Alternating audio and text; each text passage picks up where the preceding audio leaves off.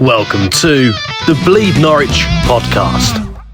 So, hello everyone and welcome back to the Bleed Norwich Podcast. Today we have a very special episode. Obviously, as we've seen over the last couple of weeks, the Lionesses have won the Euros, and at Bleed Norwich we wanted to dive into the women's game, something we haven't done before on the channel, and Norwich City Women have a very exciting footballing side. And obviously we have had 4 new professional contracts being signed by our women's team, and one of them is joining us today. Ceri Flye, how are you today? Hi, yeah, very well, thank you. Thanks for having me on tonight.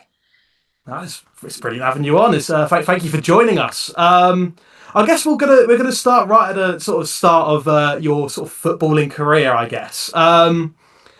So what got you into football? I think just growing up, I loved all sport. I think through school, I was such an active person. I'd give anything a go, and I just remember one afternoon, my teacher giving me a flyer for like a locals girls team, and I went along, and I think only 3 people turned up. It was, back then, it really wasn't as big, obviously, as it is now. So yeah, I gave it a go, and then I've never really looked back since then. That's all I've done is football, and it's all I've really known. Yeah, no, fantastic. But yeah, like you say, obviously the women's game has massively grown since then. But obviously you were at Cambridge City for 8 years. Talk us through that. How did that come around, and how did that grow into then joining Norwich City? Yeah, so I joined Cambridge City towards like the latter ends of my youth levels, because I was looking to progress, and then as soon as I hit 16, I entered into Cambridge City's first team, and at the time they were also in Tier 4, the same level as Norwich are now.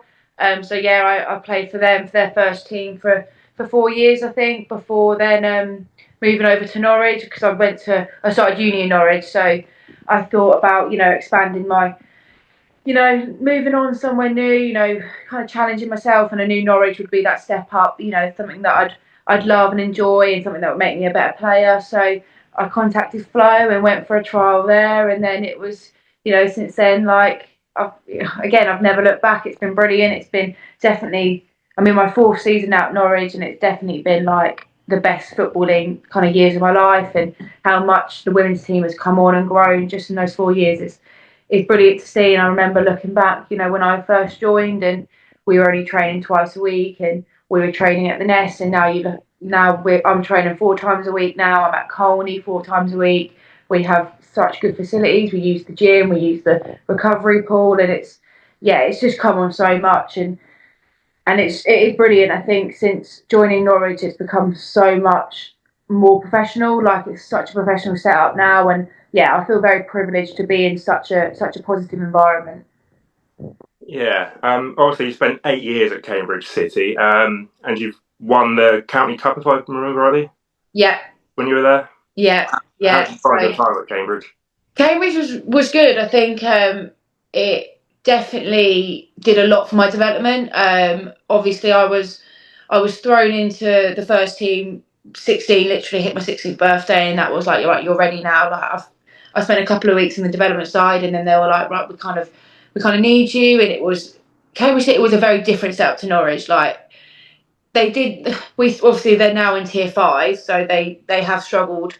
We have struggled since, and then we were struggling when I was there, and we were always like fighting relegation. And I remember, I think we had a season cancelled because of COVID, and we would have probably got relegated in that season, and it was a difficult one. I think the trouble is with Cambridge, it has a very, very good youth setup, but I think since then they've struggled just to get the players in for the first team. I think since I've left, more or less every single player I played with left late that year or the next year, but it did so much for me as a young player, like, to get that exposure in the first team, and especially as a centre back, I was thrown in the deep end really with Cambridge City, but it was brilliant for me. Like, it did so much for my game, and so much for my ability and the way I read the game. I got so much of that from Cambridge, just because I was exposed to just so much defending, really. Like, in Norwich now, like, we love playing with the ball. I have a lot of in possession. Obviously, we've got such a strong team. Like, it's not as like, I'm not as relied upon, but in Cambridge it was so different. But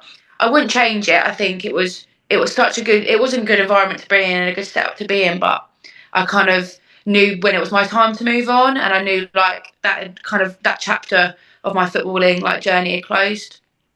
So just want to touch on there. Obviously, like you say, you're a centre back. You've sort of built the art of defending over at Cambridge. Earlier in your youth career, were you a striker, or have you always sort of been a centre back? See, this is funny actually because growing up, I played for two teams, and on like the Saturday, I'd be a centre back, and on Sunday, I'd be a striker. Because growing up, I think obviously it's so different, isn't it, when you're in youth level? But I think I've always loved like going forward, and the coaches laugh now because at training I'm always like making a joke like, yeah, I'll play up front, and when we do like silly drills, sometimes I'll be like, oh, I'll just go play up front for a change because I do love it, and it's always good fun. But I think my natural ability is definitely defending, I'd say. So if you have to choose between scoring a last-minute winner or making a last-ditch tackle to secure 3 points, what are you choosing? It's always a last-ditch tackle. I do love a good tackle, but then it'd be nice to score a goal. But no, always got to be a last-ditch tackle. That feels good. Well, touching on scoring goals, you scored your first goal at Carrow Road for Norwich, if I'm not mistaken. That must have been some feeling. Yeah, that was in the County Cup now, I think 3 years ago, quite a long time ago, I scored it at Carrow Road. And yeah, it was unbelievable. I think to say that I've scored at Carrow Road is something that I'll always be very proud of. And it's a privilege. I think, not taken for granted, but my first season at Norwich, we only played, I think, one league game there. And now, like, we regularly do get games there. And it's such an honour to be able to go out on that pitch and playing and scoring in the County Cup final. It wasn't a very good goal. I'll just put that out there. They all count. They all count. It wasn't one of my best, but I'll take it. And yeah, it is definitely a very proud moment that I will always remember. And hopefully maybe one day I'll get another goal there as well. Yeah, obviously you play at the Nest and sometimes at Carrow. What one do you prefer playing at? It's difficult because I love playing at the Nest. It's such like it's home, isn't it? Like we're so used to it, and we get our fans that come down and support us week in week out, and it's brilliant. I love it. But then Carrow Road is obviously that special experience, that moment playing in front of more fans, playing in the stadium. It's brilliant.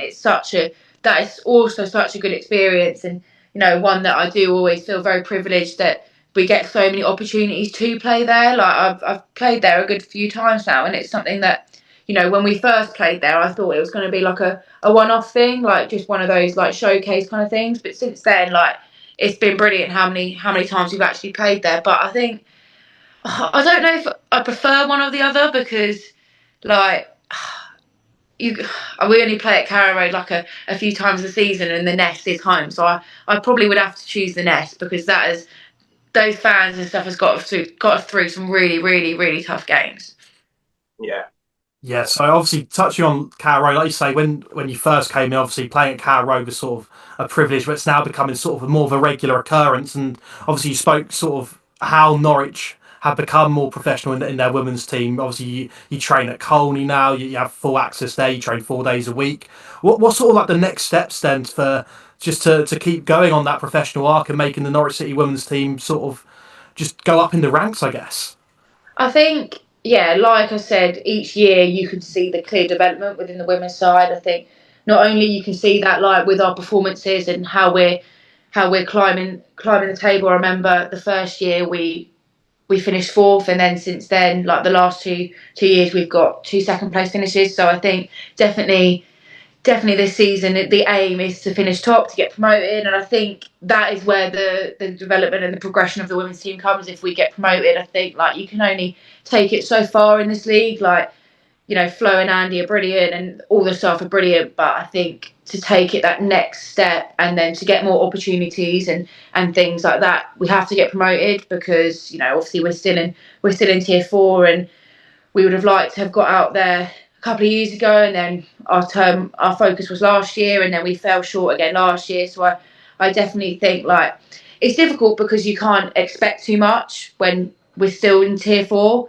And I still always think we're very lucky and privileged to what we do have access to. And you look at other teams in our league and they don't get access to the facilities we do, and nutrition we get before every training session and things like that. Like those little things that people don't think make a difference do, and we're very lucky that we get all those things. But I think to kind of push for more and to just make the standards even greater, we do have to get promoted this year, and that's definitely everyone's focus and aim.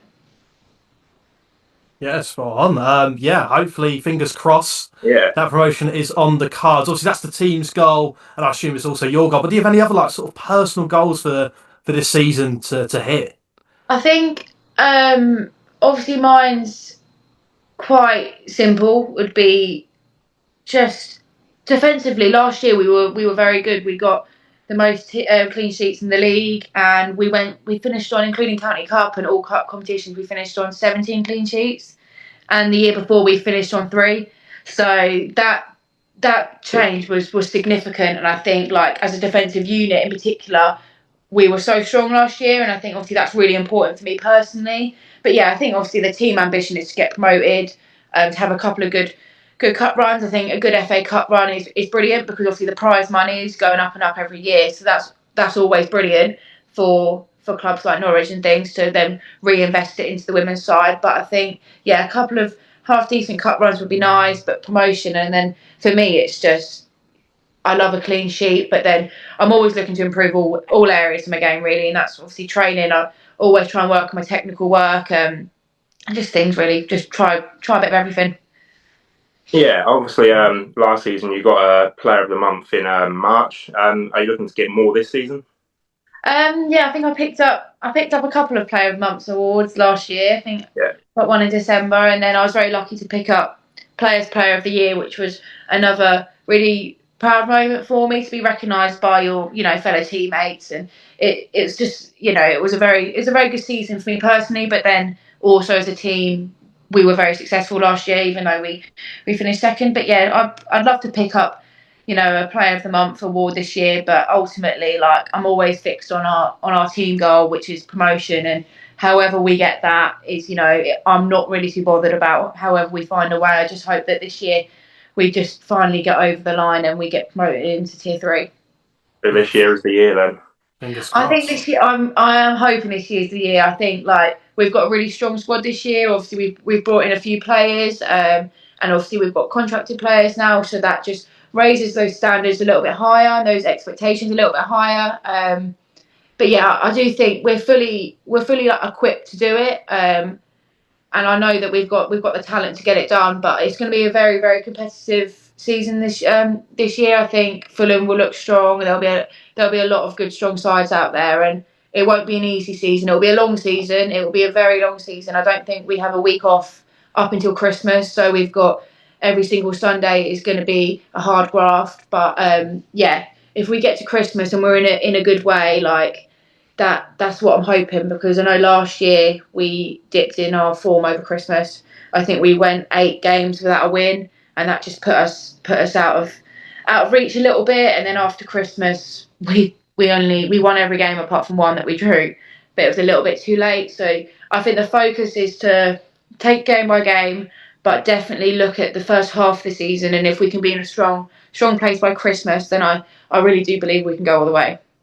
Absolutely. And like you say, going into the season, we've got 4 professional contracted players now. How important is that for the women's side? I think we do have more than 4 now. Oh, is it more than 4? Yeah, Sorry, yeah, it's yeah. more than 4. Yeah, I think there is. Hold on, there's for me.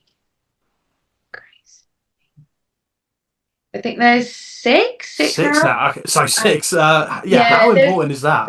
Yeah, it is brilliant. I think it's something that I never would have dreamt of growing up, and when I was at Cambridge and even moving to Norwich, like it's something I never would happen so soon. So it's something that's brilliant, and it's so good for raising the standards. Like we now train on a Friday, so it's just that extra bit of pitch time, extra time in the gym, extra time in the recovery hub. So it just gives you just more support as well, and just more time to improve on your game. But I think, I'm hoping that this year, with the addition of like the new players, and obviously we've got players that played in Tier 3, played in Tier 2, so hopefully those extra players will just help us get over the line and just fill those little gaps that we had missing, which didn't quite get us over the line the last couple of years. Yeah, absolutely. Just sort of touching on like the previous few seasons. Obviously, you said you went to university at UEA. What was that like, sort of juggling football with university at the same time? That must have been hard work, I guess. Yeah, so it was definitely a challenge. I think obviously balancing uni, part-time work, football, it was a busy one for me, and especially as I commute into Norwich, so I live about an hour away from Norwich, so it's a lot of late nights, a lot of long drives, but it was worth it. And I just think the uni was so understanding. I think the uni and Norwich have a really close relationship. So that was really good because they're really understanding if I couldn't make a lecture or I was late or if I needed any extra help or anything, and they were really good. And I did really enjoy my degree actually, and I have just graduated this summer, which is another thing that I'm really proud of. But yeah, it was hard work, but it was definitely doable. I know a couple of the other girls are now at UEA, and obviously they're all a bit stressed about their workload. I'm like, you can do it. Like it's hard work, but you can definitely get through it. But I think they're both really supportive environments. Like the football club are really supportive through like work-life balance and uni-life balance and school balance and things like that. And then yeah, the uni were brilliant with it, and the lecturers, some of them are like Norwich fans and things, so they give you the extra bit of help you need.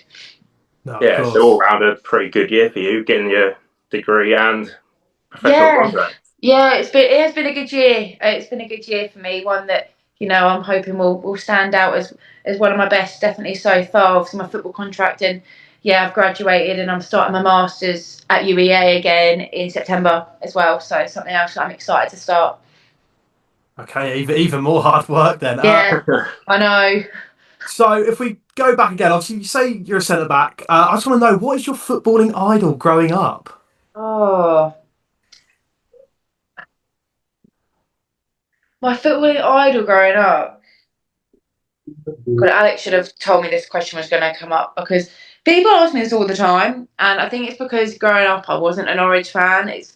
So I know people always, try and stick close to home, but I don't know if I have. I loved watching when obviously I'm 22, so when I was growing up and Man City were dominating towards like the Vincent Company was brilliant in my eyes. Like I thought he was such a good leader, such a good role model, and he was like my kind of era. He was a brilliant centre back. But then you look at like John Terry, another very good player. To be fair, I love all football, but I probably would have to say men's player over women's player. But that was because there wasn't many women's football wasn't as much of a big thing when I was growing up. Like now, it's always on the TV, which is obviously we just had the Euros and it was, always on, which is brilliant. But I think growing up, obviously, it was a lot harder to access, if you know what I mean. Yeah, so obviously you mentioned two captains there. Do you wish to get the captain's armband in the future? Yeah, it's definitely something that I'd always love the challenge and things like that and the responsibility. I think I do. I enjoy leading the team and I enjoy being a role model and I like to lead on the pitch and things like that. But obviously, it comes with responsibility, and obviously I'm 22, so I think the captaincy went up for grabs a couple of years ago, and I think I was a little bit too young for that. Obviously, quite new, but yeah, we'll see. I think it's something that I'd always take on with pride and with a privilege, but it's not something that I need to be able to perform. If you know what I mean, it wouldn't change either what I did on the pitch either way if I had the armband or not. Yeah, of course. Obviously, we're talking about a lot about sort of back in the day how women's football wasn't sort of accessible. It wasn't very well viewed. Obviously, England women's have won 2 European champions since.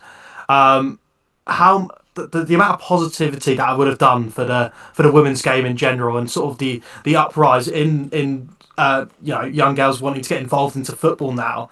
How positive is that? Yeah, it's brilliant. I think you can see it in like all areas and all levels now. Like I've done a lot of placements and volunteering in schools, and when there's a football tournament and things, you can just see like the spike in the attendance of like a girls' football club just the next week, just because they've been on the TV. Like things like that are just so brilliant for girls growing up. And like I said, like there was women's football on TV. Like I never watched it growing up, never watched it, but now like it's always on, and I think. That's really important, and I think it's only going to get better, and women's football is only going to get bigger. And yeah, I don't think it will ever be as big as the men's game. Like I just don't think it will be. And that's fine. But I think the increased coverage and the increased popularity of it and the funding and things like that is, it's all really positive to see. And I think there is demand for it now. I think like women's football is the most popular sport for girls now.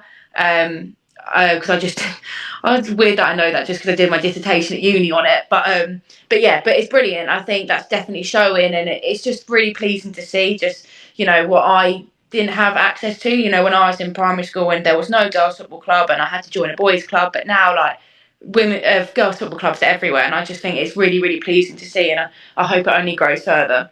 No, absolutely. God, I forgot what I was going to say. I had a really good question there. Alex, have you got anything? Because I've lost my thought of. Just your thoughts. Yeah, lots of thoughts there. Obviously, you said you're playing with boys during the school level. Was it more difficult for you when it was in school level then?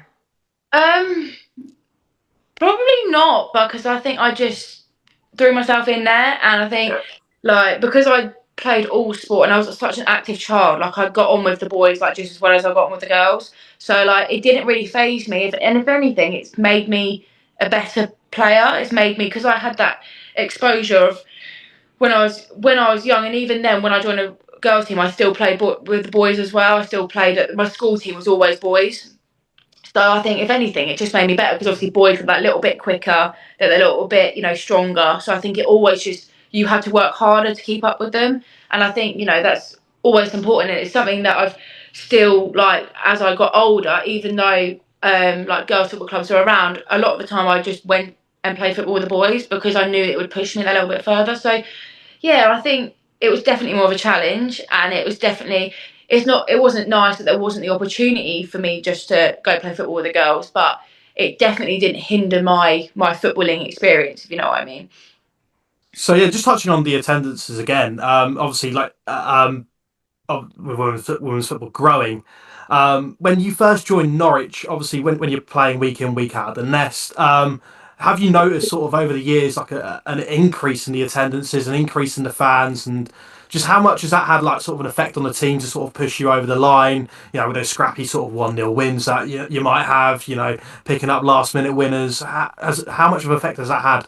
Yeah, it's massive. I think obviously this is I'm just coming into my fourth year now, and I think compared to my first year, the difference has been ridiculous. I think, we've always had like a decent support, but I think before I joined Norwich as well, Norwich were not more of a struggling side, but again, they were like fighting relegations and things, so they were in a completely different space. But then the first year I came in was the year that Flo joined, and since then, like a lot has changed. Like Flo's been really good for the club, and she's, the club has come on leaps and bounds since she was appointed as our general manager. But yeah, since then, like we have fans that come in every week, like regular fans that we know that we say hi to and like recognise us, and we know their names and things. But before it was just like, that's our parents, and then we don't know who other people are.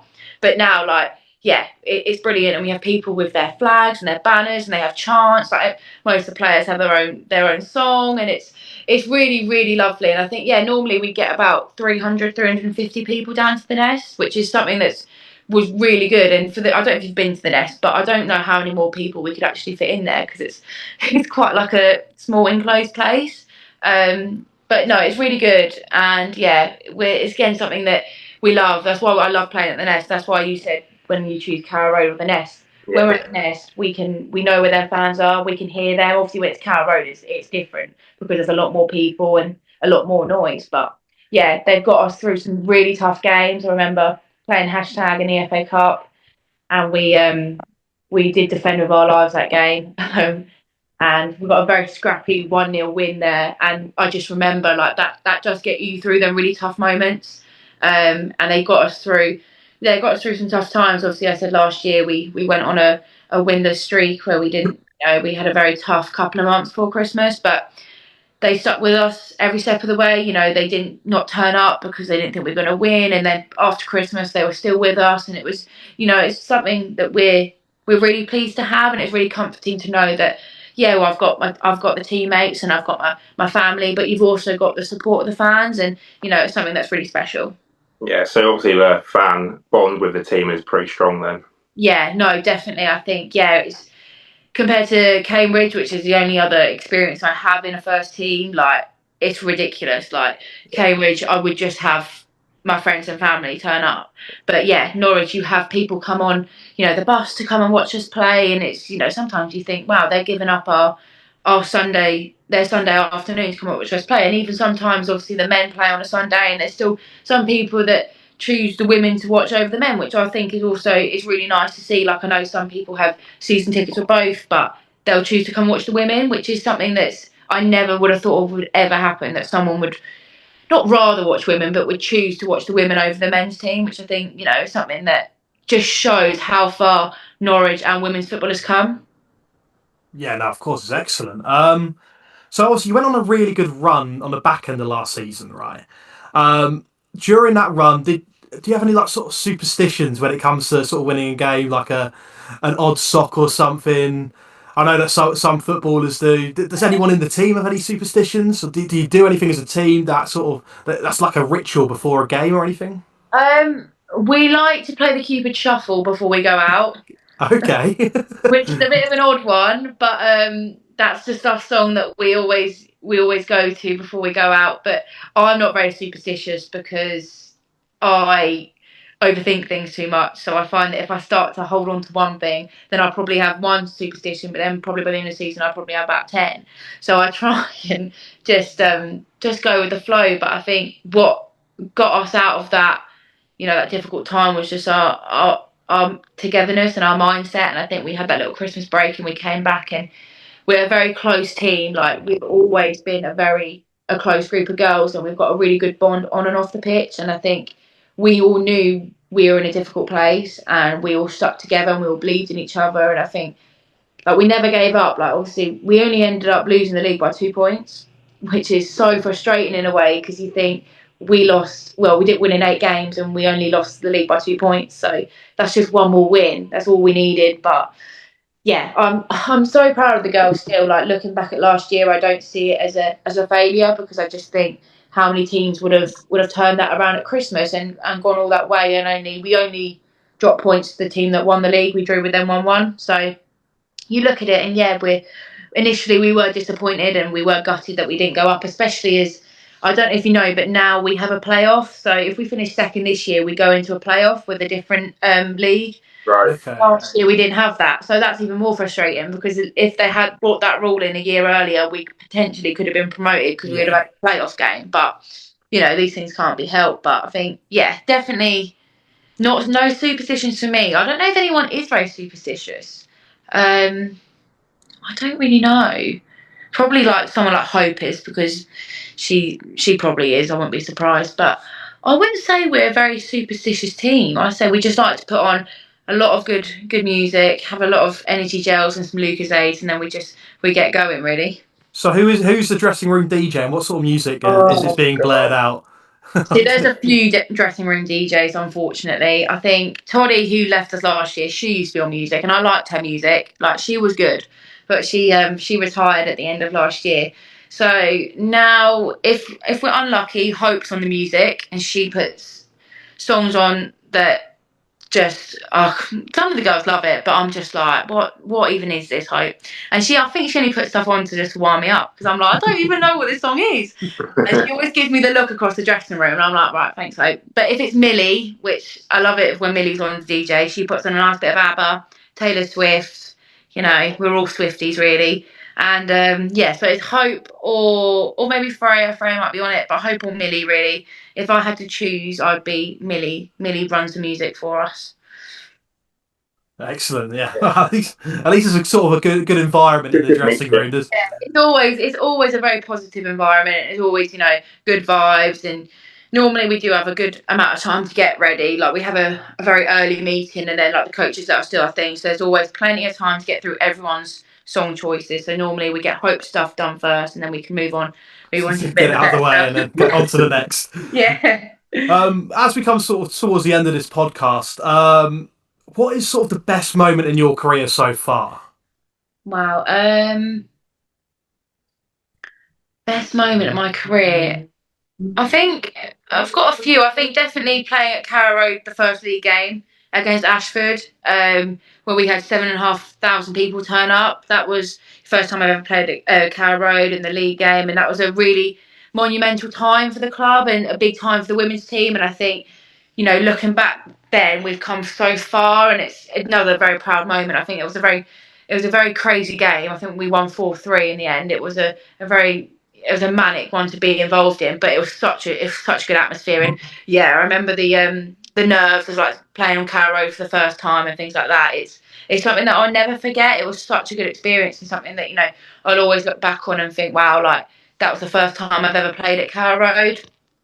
So probably that, I think, again, hashtag is another really proud moment, probably a really proud like squad moment. I think beating them in the FA Cup, and they were in the tier above, and we played them the year before we played them, they beat us like 7-0 and 4-1 or something. So we knew we were by far the underdogs, and then just to grind out a result, which is definitely like probably one of the proudest moments I've had in a Norwich shirt, was that 1-0 win, because I think, we were so far. The hashtag was so far the favourites, and they probably would still be if we played them now. But I think, yeah, that was a very proud moment that we came through that as a squad. And yeah, I think we scored on like the 15th minute, and we had like 70 minutes just to defend basically for our lives. But it was, yeah, that's another proud moment of my career. And then I'd probably say another one is just signing my professional contract this year. That's another very proud moment of my footballing career. I think if you then look at like how I've developed over time and through Norwich in these 4 years, it's really exciting, and I'm hoping that I'll stick at Norwich and see some future promotions with the side, and that will be a really exciting time for me. Yeah. Which one is your favourite kit from this season? So my favourite what? Sorry. Your favourite kit this season? Kit. Oh, definitely the home kit. I love the collar on the home kit.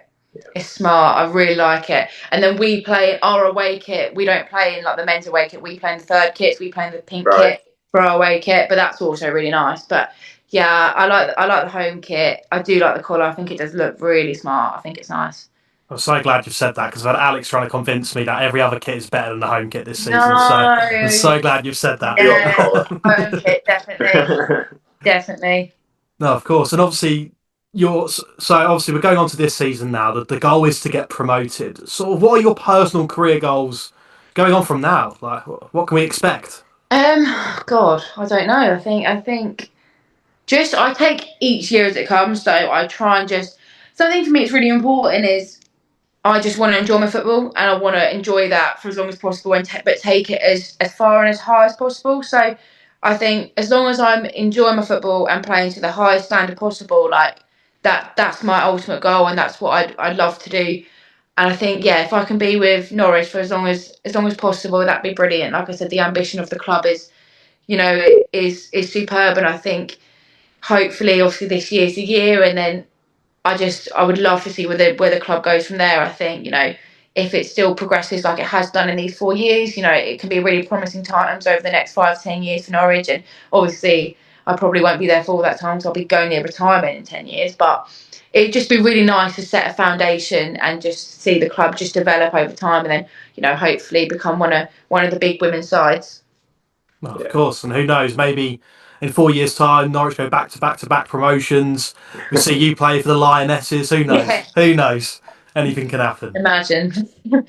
But thank you very much, Ceri, for coming on the Bleed Norwich podcast. It's been a pleasure having you on and hearing about your story and the growth in women's football. Alex, anything to add? I think we've wrapped most of everything up, haven't we?